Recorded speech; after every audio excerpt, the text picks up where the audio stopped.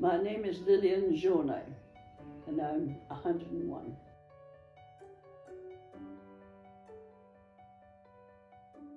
Oh, very happy, very happy, yes. I had a vivid imagination, so I used to just make up games for myself in the house. And my father was a baker, by the way, and he had a big bunch of keys that he used to have to open the bakery up with, and so on and so forth. And used to hang in the hallway, and I used to take them off the hook and play at prisoners and go up the passageway and pretend I was unlocking the prisoners in all the bedrooms. That sort of thing, you know. But apart from that, I took up piano playing very early, when I was about 7, and I used to play every night, I think.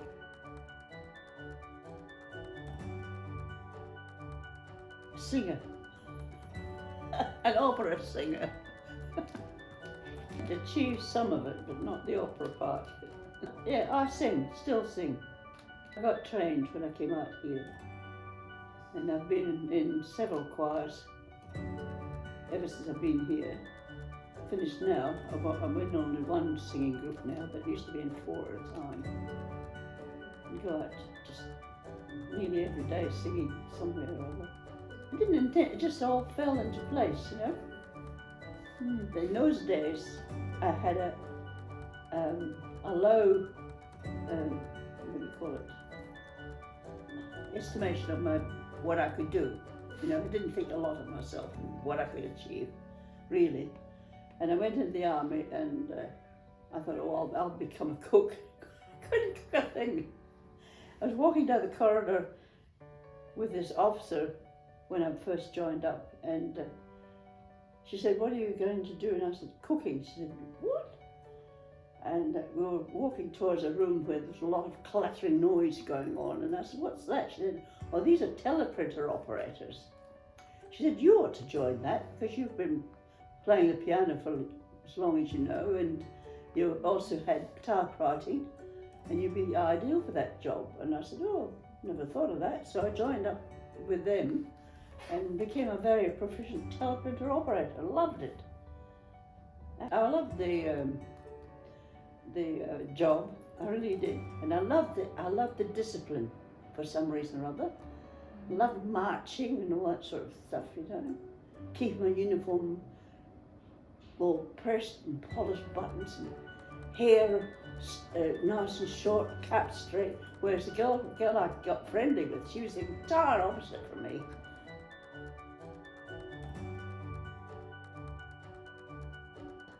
Well, I met my husband in Scotland when he was in the Navy, attached to the English Navy.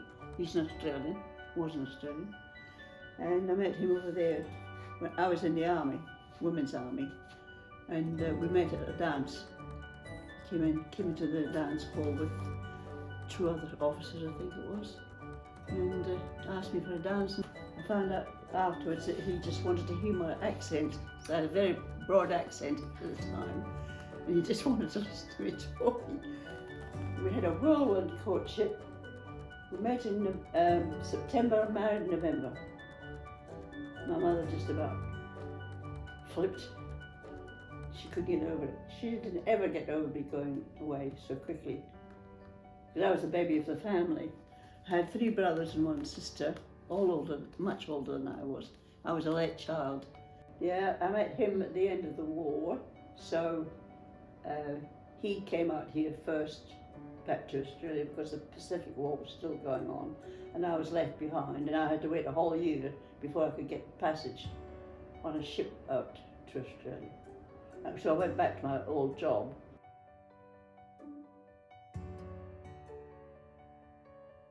It took nearly 3 months to come out, and it was so slow. But I enjoyed it because it was like being on a holiday, you know. I'd never been on a ship before.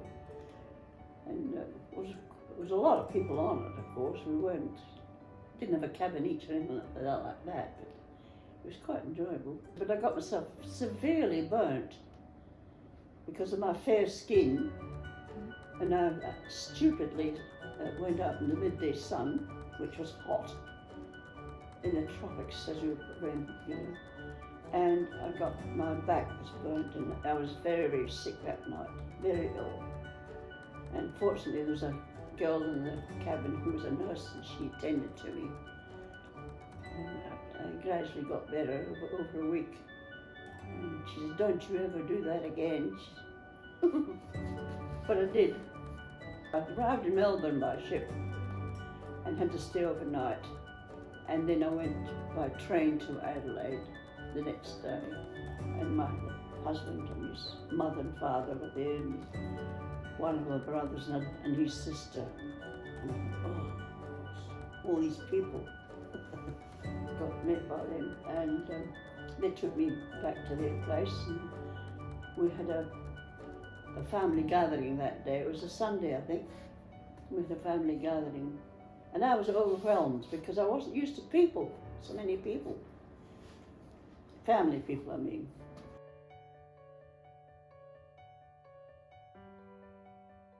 Three. Well, we didn't have anywhere to live. We stayed with my in-laws for quite a while, at least a year, if not 18 months.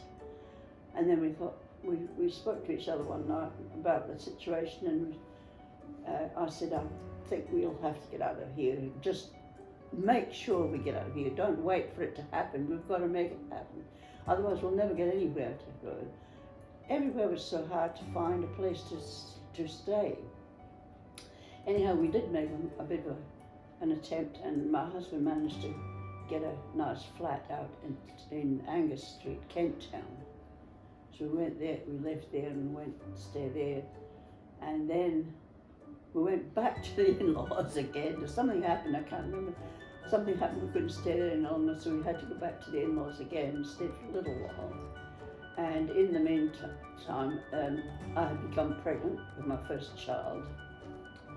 And so an aunt of my husband's, who lived in North Adelaide, said, I'll tell you first of all that my in-laws had a deli with a house attached, and they were selling up.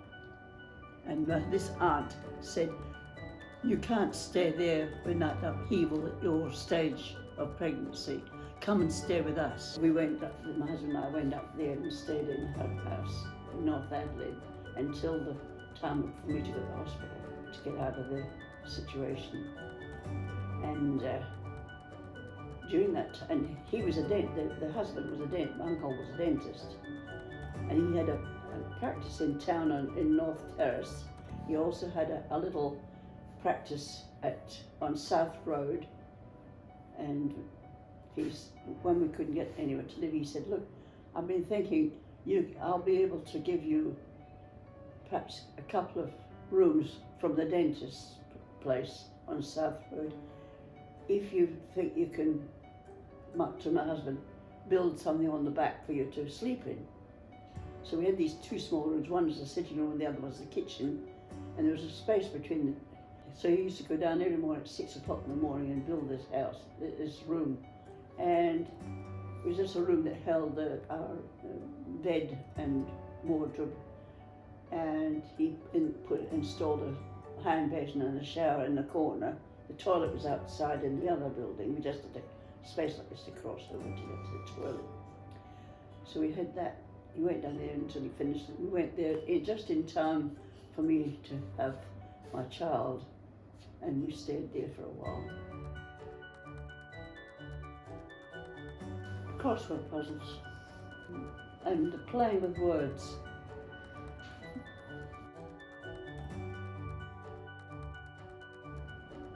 Living this long.